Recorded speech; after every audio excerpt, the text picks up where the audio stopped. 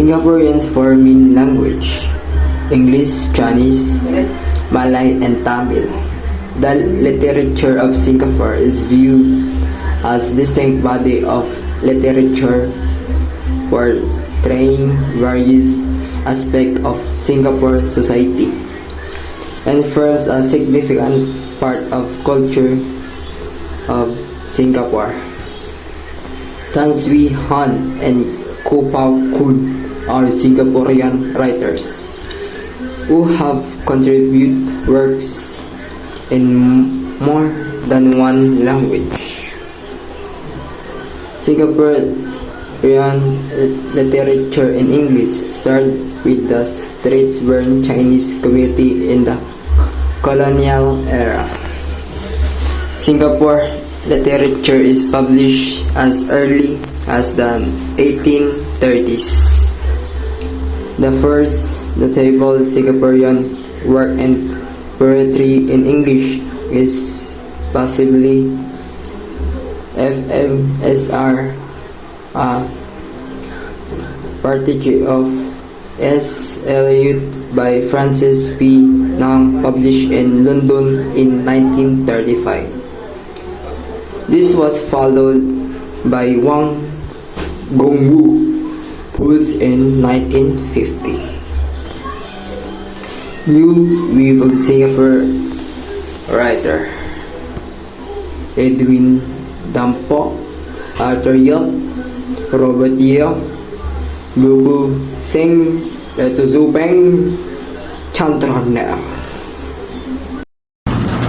There were varying levels of activity in succeeding decades, with poets in 1980s and early 1990s including Simon Tay, Leong Lok Jok, Ko Bak Song, Yong Sok Tan, and Ho Pong Fan.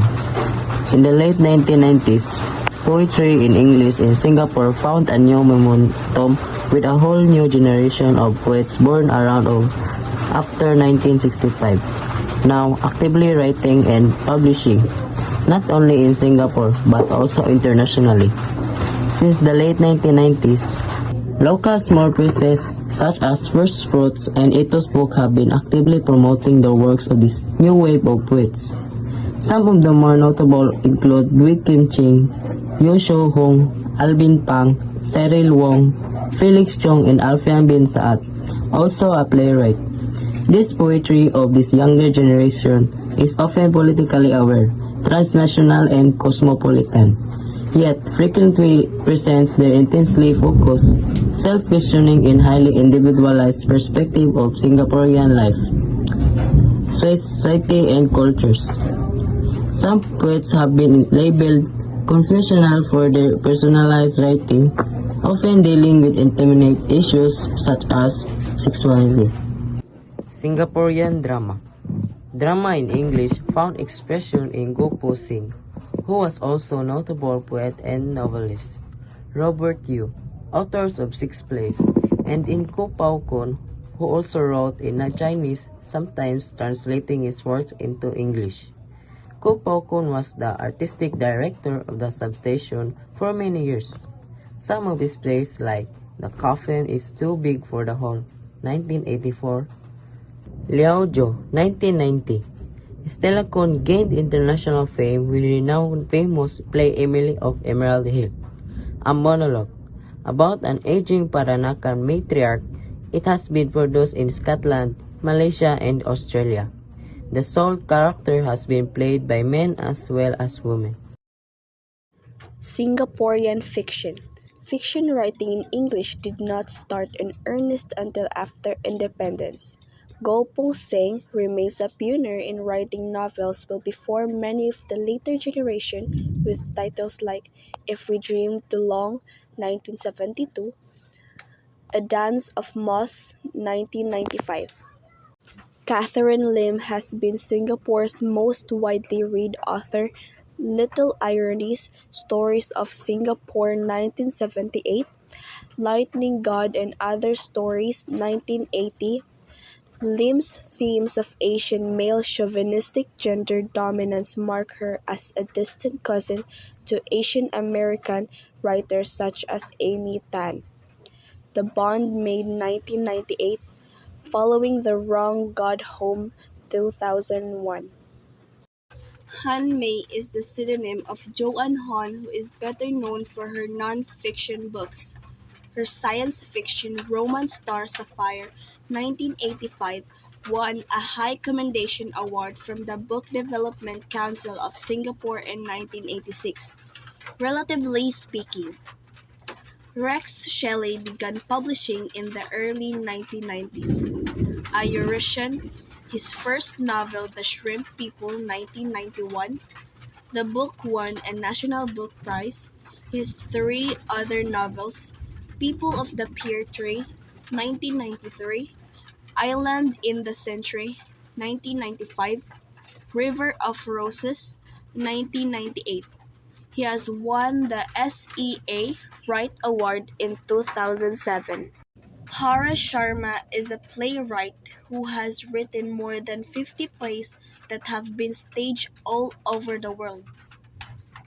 In May 2010, his highly acclaimed play, Those Who Can't Teach, was published in book form by independent publisher Epigram Books. Children's literature in Singapore has gained momentum in recent years due to increased interest in the genre generated by the first time Writers and Illustrator initiative, which discovered acclaimed writers such as Adeline Fu, The Diary of Amos Lee, Jean Pin, The Elephant and the Tree, Emily Lim, Prince Bear and Pauper Bear. List of Singaporean writers: Aaron Lee, poet and lawyer; Grace Chai, poet and novelist; Don Bosco, writer and publisher of children fiction books; Alfain bin Sayat, playwright, poet and fiction writer; Gopal Bharat, neurosurgeon and writer; Boe Kim Ching, poet; Colin Cheong, poet and novelist; Felix Cheong, poet; Michael Chiang, playwright; Go Pung Sing, poet and novelist; Philip J. Retnam, novelist and lawyer; Ku Bak Sung, poet; Russell Lee, mysterious author of popular True Singapore Ghost Tourist series; Lee Zo Ping, academic and poet; Liang Wen Fook, Chinese writer and songwriter; Catherine Lim, novelist; So Chin Christine Lim, novelist; Shirley Lim, poet and critic; Chandrant Nir, poet and artist; Alvin Pang, poet and editor; Weena Poon, author based in United States; Vilayal Raman Gopala Pillai, Malayalam novelist; Darren Shaw, poet, novelist, environmentalist and lawyer; Rex Shelley, novelist; Robert Yu, playwright and poet; Roger Sulaiman, playwright; Wewe Tan, novelist; Colin Tan, poet; To Chien Min, poet.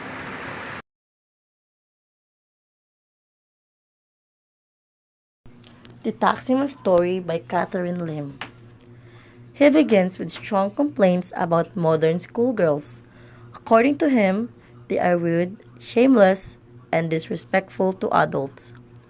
They dress in short skirts, swing their hips when walking, and only care about meeting boys. He feels they have no interest in studies and no respect for parents or teachers.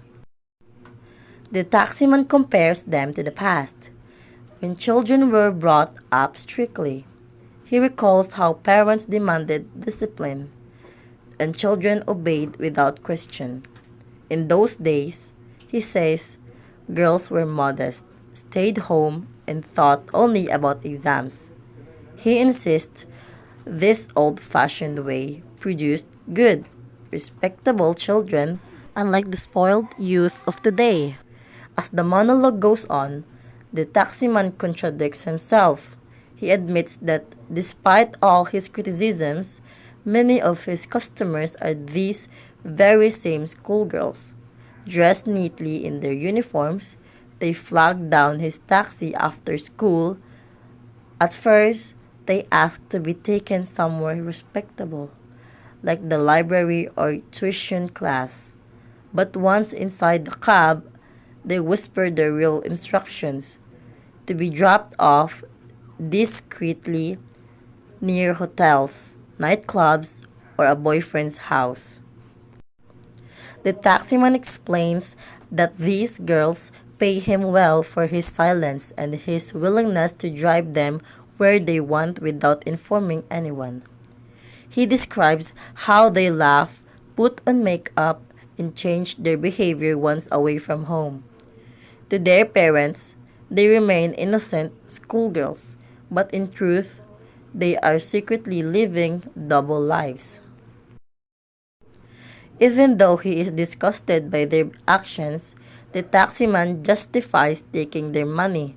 He argues that he is a poor man with a wife and children to support. To him, it is none of his business what the girls do, as long as he gets paid. He insists that a man in his position cannot afford to be picky about where his income comes from. By the end, the irony of his character becomes clear.